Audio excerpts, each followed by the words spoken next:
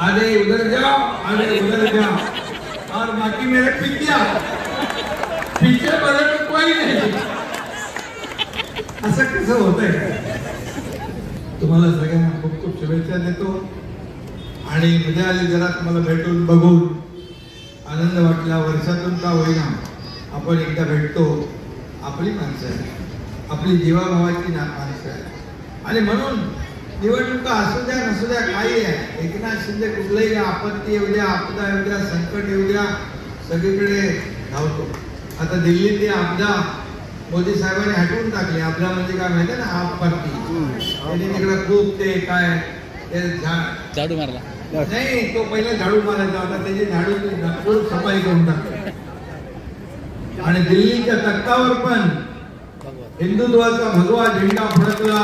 दिल्लीच्या तख्तावर मोदी साहेबांचं मी अभिनंदन केलं, आज बोललो त्यांना दिल्ली के लिए आपले खासदार प्रचार करत होते दिल्लीत। तुम्हाला सांगतो माझ्याकडे 15 उमेदवार आले होते आम आदमी पार्टी के। ते बोले आपका धनुष्यबाण हमको दे दो, हम खड़े रहते।